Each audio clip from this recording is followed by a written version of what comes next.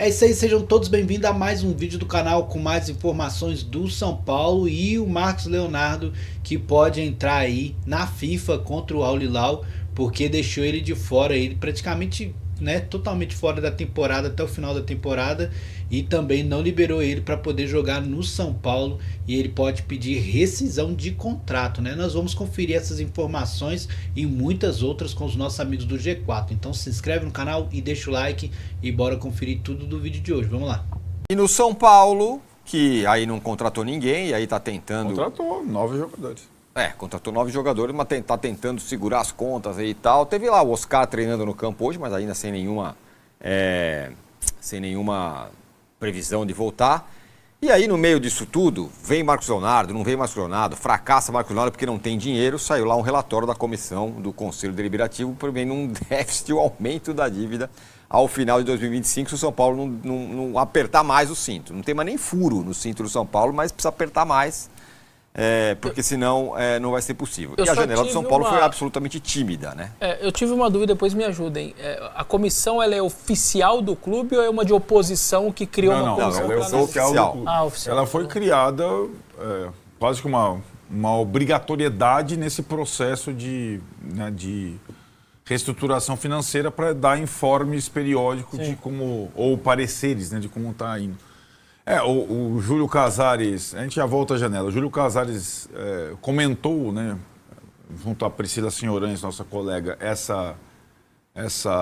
esse parecer da comissão, dizendo que ainda não foi contabilizada a janela do meio do ano, então a venda do Ferreirão, ainda tem a janela do final do ano, dando a entender, Tironi, basicamente, que ele vai fazer o possível e o impossível e se não tiver fechado no azul em dezembro, ele vai vender 1 ou 2 jogadores que ainda restam. O Patrick, né? Foi hoje? O Patrick está indo, né?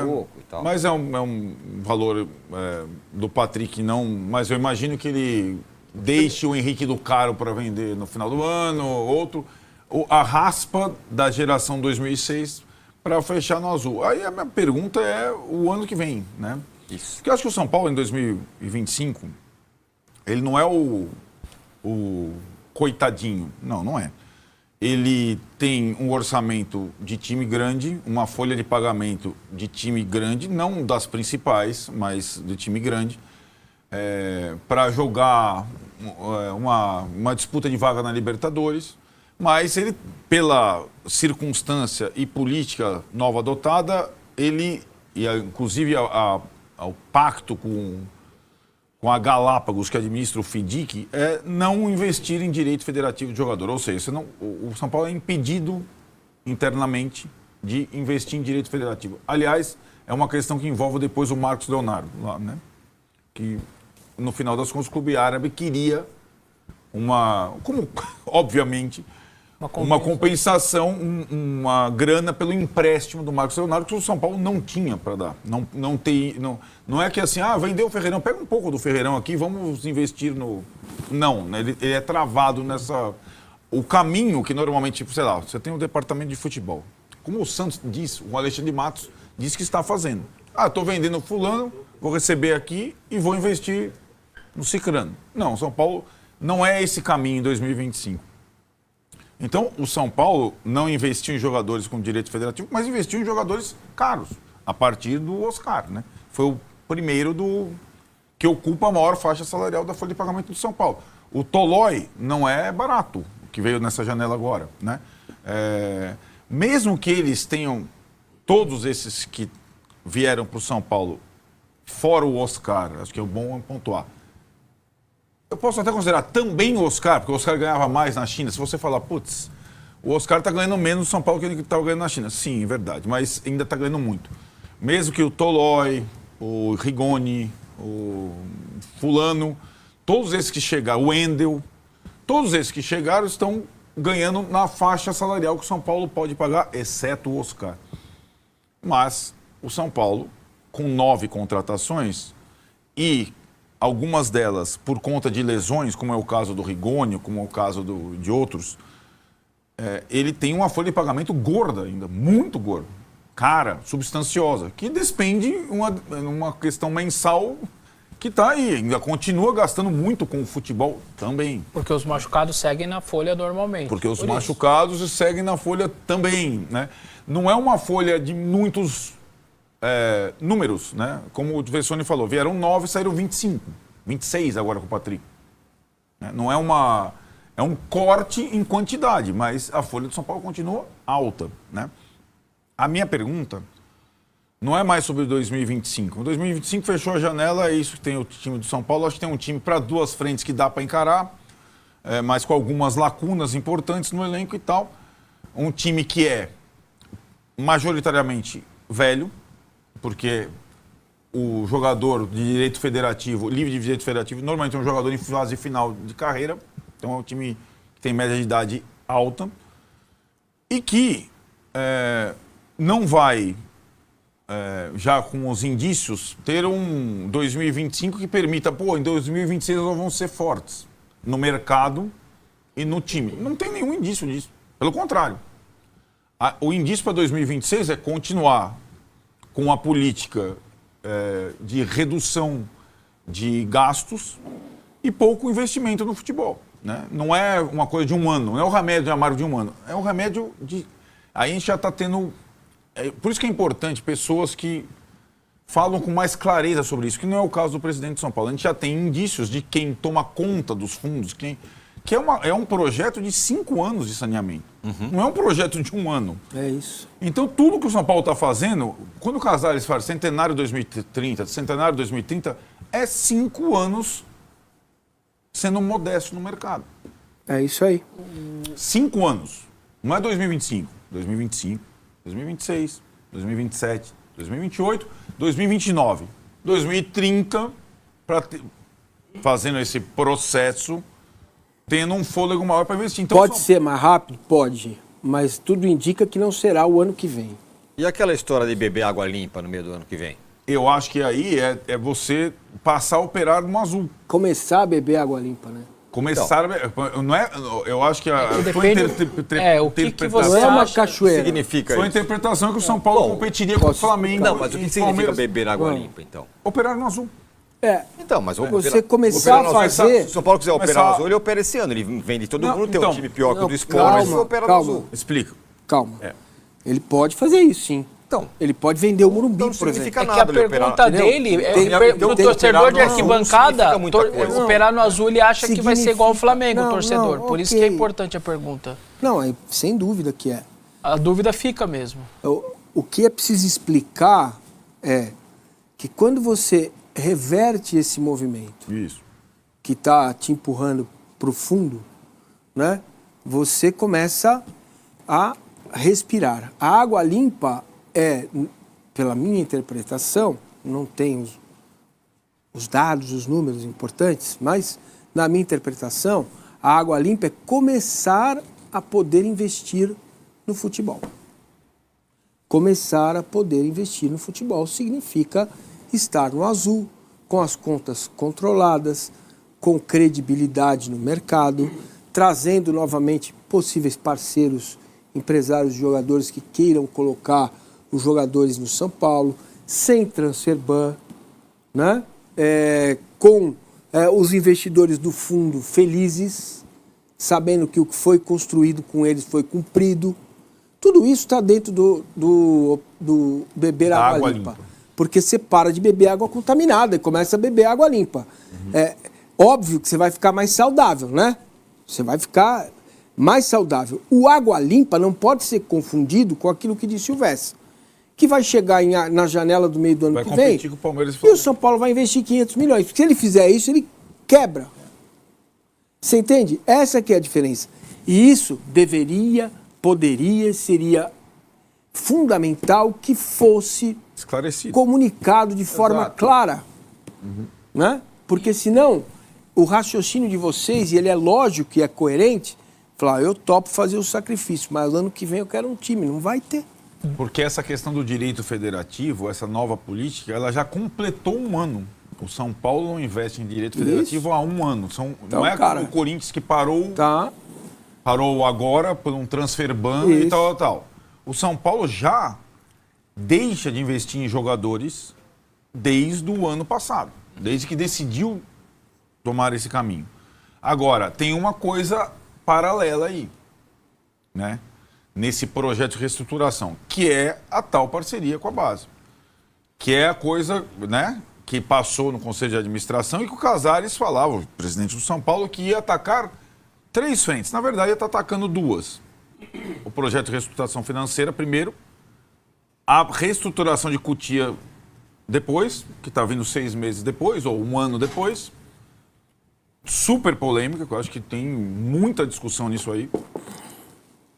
E, futuramente, eventualmente, a questão do Morumbi, que eu não acredito. Enfim, seria lá 2030. Agora, se você já vendeu praticamente toda a sua geração de 2006, que era muito boa, para fechar no azul no primeiro ano, você não vai ter a geração de 2007, o ano que vem, com tantos jogadores para vender. A não ser que esse projeto de parceria da base comece a tirar produzir clubes, mais jogadores e mais dividendos. A troco do quê? Em troca do quê? Essa que é a questão desse projeto paralelo que está rolando, administrado pelo mesmo fundo que controla o FIDIC. Então, ainda é embrionário e acho que esse tipo de esclarecimento, mais ainda, se ele não ouve com o FIDIC, eu duvido que ele exista com esse fundo que está sendo aprovado na calada da noite a fórceps, em reuniões dos conselhos. Existem hoje no Brasil, o número é 120 ou 170. Me perdoe porque eu estou esquecendo o número correto. Vamos imaginar quantos estados tem na federação, mais o Distrito Federal? 27, né? 27, tá? Então você tem aí 120 clubes que não querem jogar futebol. Querem ir para a Série D, Série C, nada. Eles são clubes formadores. São clubes especializados em formar jogadores. Por isso que eu sempre falo que o Brasil tem galinha que não acaba mais e ovos de ouro sendo chocados no Brasil inteiro. A prova disso é um Davi Luiz que saiu daqui, ninguém sabe quem é. Né? Hulk. Você entende esse movimento? O André Ramalho nem jogou no futebol brasileiro. Esse movimento ele começa a acontecer. Eu não entendo como os clubes grandes não conseguem olhar para isso e imagino que essa grana pode ou deve ser aportada também nesses clubes que eu chamo de galinha dos ovos de ouro. Sim. Entendeu? Porque aí você começa a ter esse menino já indo para o São Paulo direto, com o dinheiro que vai, segundo a gente apurou minimamente, né? O colega lá do Globo Esporte que trouxe a informação. O Bruno Gilfrida. Isso, e aí você pode ter o ano que vem um sub-20 mais parrudo, com jogadores que foram captados. Depois eu vou falar uma coisa duas sobre coisinhas a só. questão do FIDIC. Uma é que pode...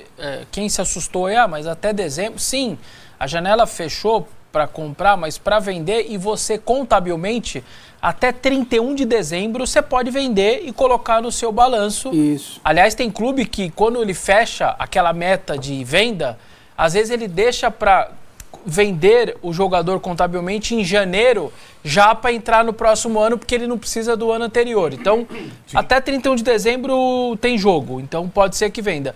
E a outra coisa que aí a fala do Casares faz sentido. Faz sentido. E a outra coisa que eu queria que vocês ajudassem é, dos 9 contratados, quais foram só por uma necessidade, tipo, lateral esquerdo? Não tinha nenhum. Ou contratavam e você tinha que contratar mesmo. Só que o que dá quanto? Uns 3 ou 4 que, se não fossem as lesões, nem precisaria ter contratado, certo? Sim. O Dineno, o Rigoni, próprio Rigoni e o Tapia. Esses 3... nem teria sido contratado, o TAP é mais talvez. por conta das vendas dos jovens, e ele é um jovem, né? Nessas situações todas. Sim, você pode contar também a questão... O Cedric sim, porque não tinha lateral, beleza. Enfim. Os 2 laterais esquerdos. É impressionante, sim. né? A fase, né, também do São Paulo de contusões, muitos jogadores contusões. Isso, aí você vai dar... Porque eu vou citar uma audiência qualificada, isso é bom, porque a gente tem visto, isso não é advogar em causa própria, mas muitos companheiros assistem o G4 e ajudam a gente a fazer o G4. E tem pessoas que conseguem se comunicar ou comunicar questões financeiras com muita facilidade, o que o São Paulo deve ao seu público, né? Um deles é o Teco Medina, grande garotinho. Grande. Ó, põe ele no ar, Grande hein? Teco Medina, e ele explica com muito mais clareza as situações que o São Paulo não consegue explicar. Então vamos lá.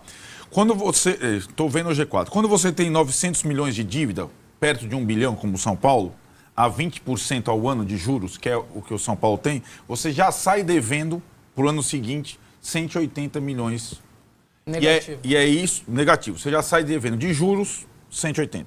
Então você deve 900, você já mais 180 já só de juros.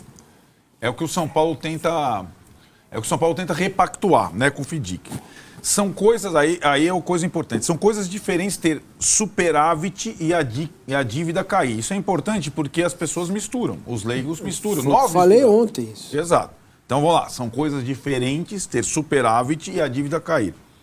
Provavelmente o São Paulo terá superávit com dívida subindo pouco, porque normalmente é assim mesmo nos primeiros meses. O lance é ter superávit todos os anos. Quando os juros caírem, de fato, e é o propósito do FIDIC, um leve superávit já bastará para inverter a roda.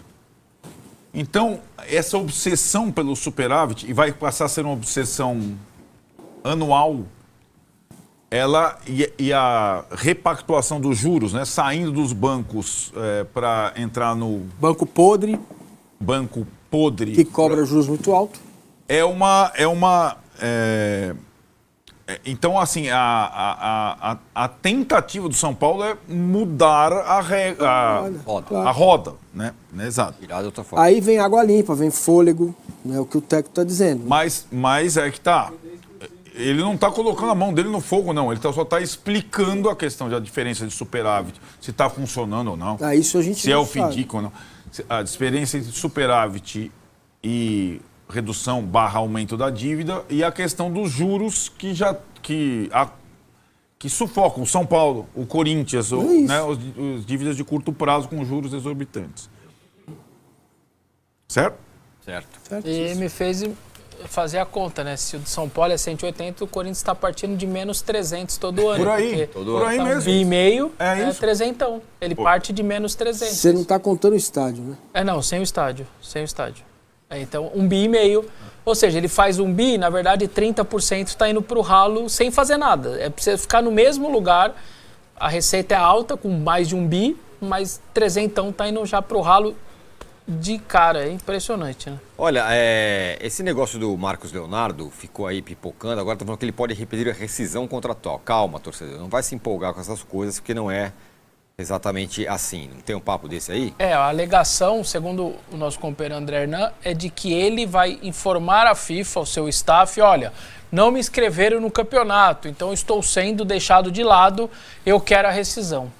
Até onde eu sei, o clube não é obrigado a inscrever um jogador num campeonato. Você tem que cuidar dele, da preparação física, para colocar um profissional, um bom CT, esses cuidados. Se ele vai jogar ou não, se ele vai ser titular ou não, sinceramente, eu não sei se ele teria sucesso numa causa dessa na FIFA, alegando que não foi inscrito num campeonato. Olha, então, mas eu acho que pega um pouco de proibi-lo, o Marcos Leonardo, de exercer a profissão dele.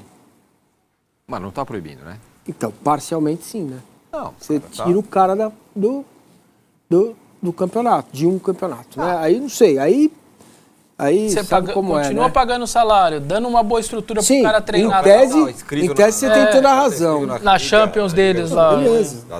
Eu entendo o que o Massa fala, mas, sei lá, brasileiro, na hora que foi pra lá, a 40 milhões de euros, pegando uma bolada de luva, um salário, aí era tudo muito legal, maravilhoso. Agora, eu sei lá, por isso que ele tem mais 3 anos, né? Mais 3 ou 4 anos. Nossos jogadores brasileiros, infelizmente, nessas horas aí, eu sei lá. Bom, e aí para fechar a questão São Paulo, vai com essa turma mesmo e com o Rigoni, né, Arnaldo? Não vai ter... O Rigoni já está... Chegou, né? No BID, já chegou ao Brasil, vinha em atividade, né, no Leão do México, embora reserva. Então ele vai ser inscrito na Libertadores, as trocas para a etapa seguinte acontecem até a semana que vem, vai ser inscrito junto com o Toló e com o Mailton, que chegaram há pouco. Então, vai ser um reforço para a próxima etapa. A dúvida agora é se ele já vai ganhar oportunidades, né, nesse... São Paulo tem um jogo só antes da LDU, que é o contra o Botafogo em casa. O calendário de setembro está bem tranquilo nesse sentido. Para todo mundo, né? Mudou, né? Mudou, era um mês de carnificina e agora tem poucos jogos, né? Por conta também das datas FIFA, né? Não é que os jogos também eles vão ser espremidos em 3 semanas, né? Por conta da mudança de calendário, mas vai ter sempre data FIFA, então você tem 3 semanas para as duas competições. Sabe quantos jogos o Corinthians tem no mês inteiro de setembro? 4. 4 jogos. Só 4, no mês todo. Uma vez por semana. É o calendário ideal. A Copa do Brasil, né? 4 jogos no mês todo de setembro. Todo mundo quer esse calendário. Esse é o calendário que todos querem. Bom, agora a gente vai virar a roda.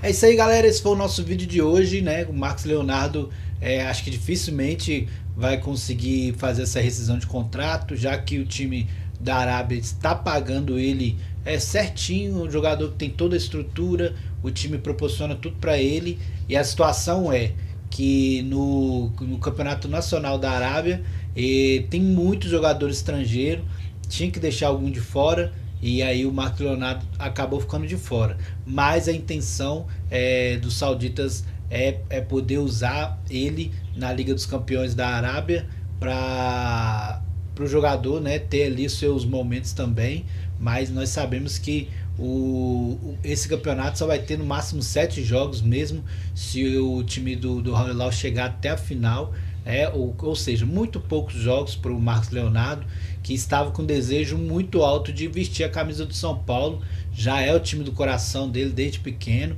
então é o que ele queria, né? Se ele vai realmente na FIFA para poder rescindir o contrato, eu acho que é muito difícil, né? Querendo ou não, lá também ele tem um salário muito alto, dificilmente ele vindo para o São Paulo teria algo semelhante do que ele está ganhando no time da Arábia, né? Então, acho que dificilmente ele teria essa atitude, a não ser que ele tivesse já uma proposta, né, que igualasse ali o que ele ganha no time saudita. Mas nós sabemos que dificilmente ele vai tomar uma atitude de querer rescindir o seu contrato, né? Acho que seria rasgar dinheiro, não sei. Mas claro que tudo depende também da felicidade do jogador de estar jogando bola, né? O jogador quer jogar bola e às vezes o dinheiro não é tudo. Então, vamos ver como que vai ser o andamento dessa história, mas acredito que vai ficar do jeito que está, né? Ele vai terminar o seu contrato no time saudita e aí, quem sabe, futuramente ele pode vir para São Paulo. Deixe sua opinião nos comentários, se inscreve no canal, deixa o like e é isso. Até o próximo vídeo, valeu, fui!